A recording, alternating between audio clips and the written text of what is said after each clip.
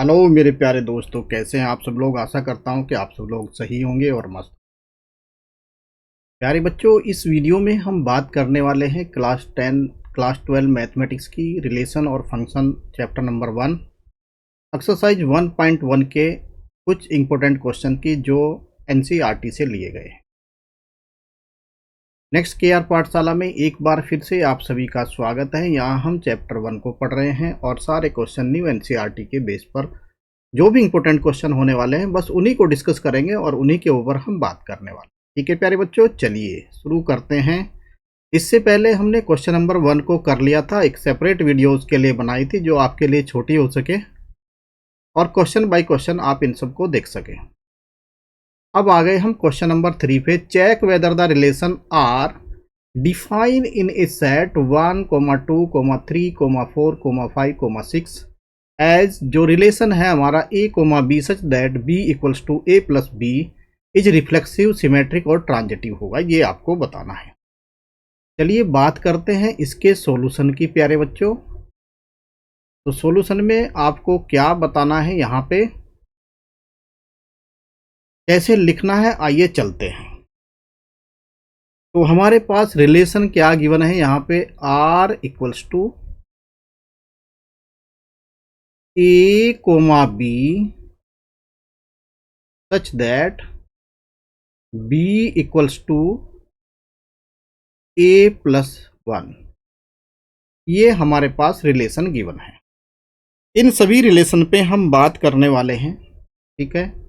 और यहाँ पे लिखेंगे a, b एलिमेंट है किसके, a, b एलिमेंट है हमारे 1, 2, 3, 4, 5, 6 के। ठीक है प्यारे बच्चों, ये बात आपको समझ में आई होगी, ठीक है।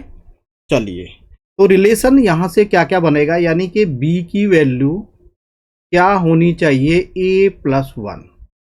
यानी अगर मैं a की वैल्यू यहाँ पे 1 रखूं तो b मेरा आ जाता है 2, और a की वैल्यू मैं दोबारा 2 रखूं तो b आ जाता है मेरा 3। इस तरह से आपको रिलेशन बनाना है, ठीक है। और जितनी भी वैल्यू जानी है a और b की वैल्यू, ये सिर्फ इस सेट से ही आने वाली है, ठीक है।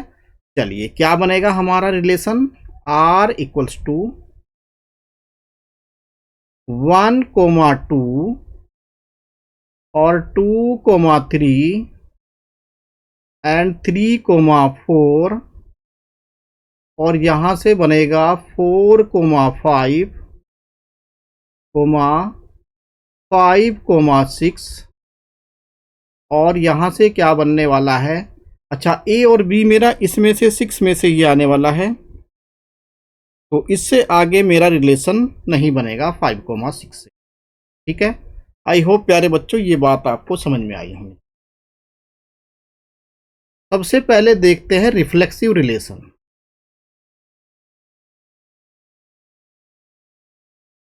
रिफ्लेक्सिव है कि नहीं ये हमें बताना है। अच्छा, रिफ्लेक्सिव के लिए क्या होना चाहिए, 1, 1।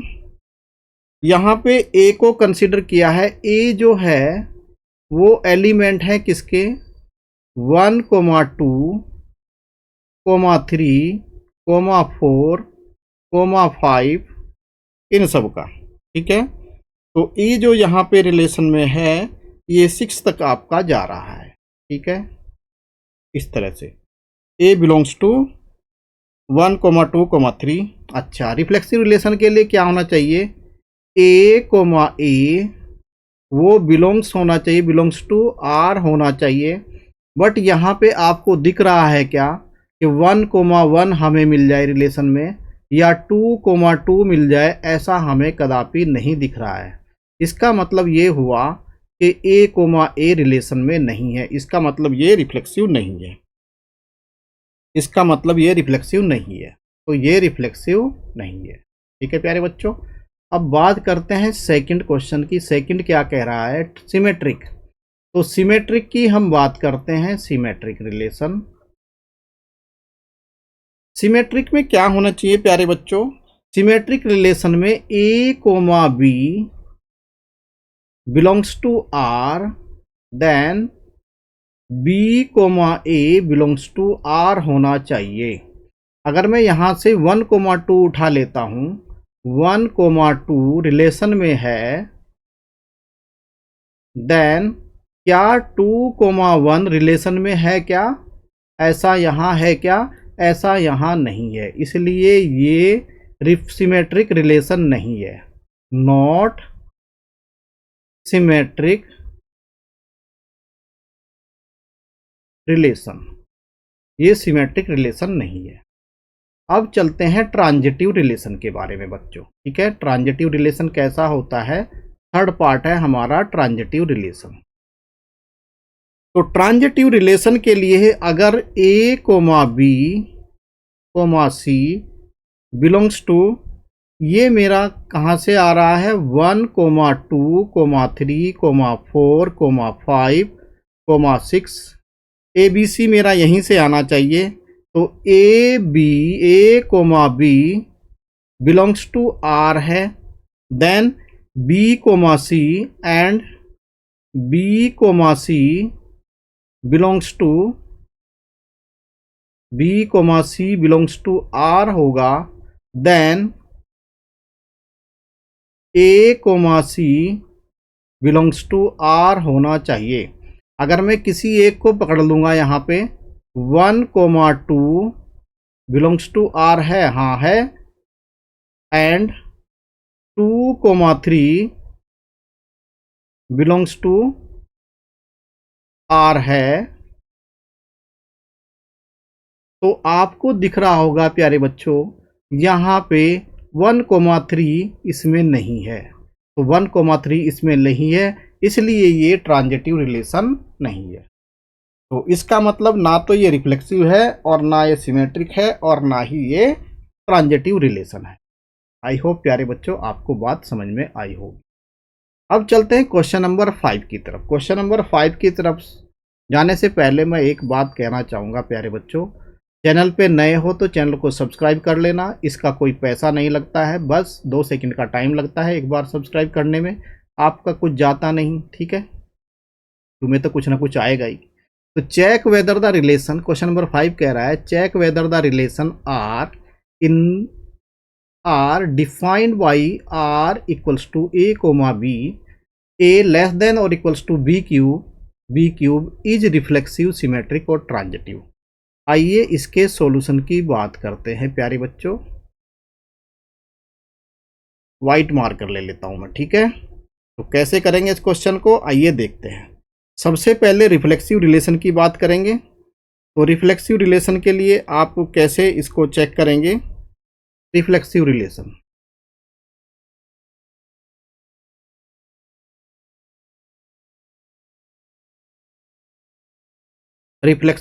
की बात करेंगे प्यारे बच्चों सबसे पहले, ठीक है। तो रिफ्लेक्सिव रिलेशन क्या कह रहा है? Let a belongs to R, अगर ए आर को बिलोंग्स करता है तो a less than a cube होना चाहिए। क्या ये बराबर होंगे दोनों? नहीं, ये तो बराबर नहीं होंगे। इसका मतलब A comma A not belongs to R प्यारे बच्चों, not belongs to R, not का ये साइन होता है, तो इसका मतलब ये रिफ्लेक्सिव रिलेशन नहीं है, नॉट रिफ्लेक्सिव रिलेशन। फिर सेकंड में हम बात करेंगे सिमेट्रिक रिलेशन।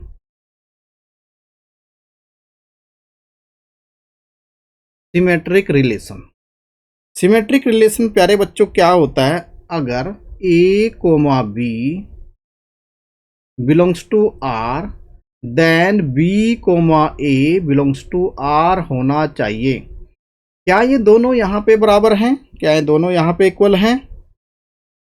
क्या ये दोनों इक्वल हैं? नहीं, ये ऐसा तो नहीं हो सकता, क्योंकि यहाँ पे क्या गिवन है? यहाँ पे गिवन है ए लेस देन और इक्वल्स टू बी क्यूब, तो ऐसा तो नहीं हो सकता। तो डज नॉट इम्प्लॉय बी, तो यहाँ पे बी जो है कुछ ऐसे नहीं हो सकता प्यारे बच्चों, ऐसे नहीं हो सकता, इसलिए ये सिमेट्रिक रिलेशन भी नहीं है। ठीक है, अब चलते हैं क्वेश्चन नंबर 3 की तरफ। ट्रांजिटिव रिलेशन प्यारे बच्चों क्या कहता है, A comma B comma C अगर मेरा रिलेशन में है, बिलोंग्स टू आर है, A comma B comma C belongs to R है, तो क्या होना चाहिए, A comma B belongs to R, then और क्या होना चाहिए, B comma C belongs to R, तो देन क्या होना चाहिए हमारे पास, A comma C belongs to R होना चाहिए। क्या यहाँ ऐसा है, यहाँ तो ऐसा नहीं है, यहाँ ऐसा नहीं है, मतलब A less than equals to B cube और B cube less than equals to B less than equals to C cube, और ऐसा बनना चाहिए ए लेस देन और इक्वल्स टू सी क्यूब। क्या ऐसा बन सकता है क्या, ये ऐसा नहीं हो सकता, इसलिए ये भी ट्रांजिटिव रिलेशन नहीं है। आई होप प्यारे बच्चों आज हमने 2 क्वेश्चन किए हैं, ये काफ़ी इंपॉर्टेंट क्वेश्चन थे, इनको आप कीजिएगा, ठीक है। Okay, thank you very much.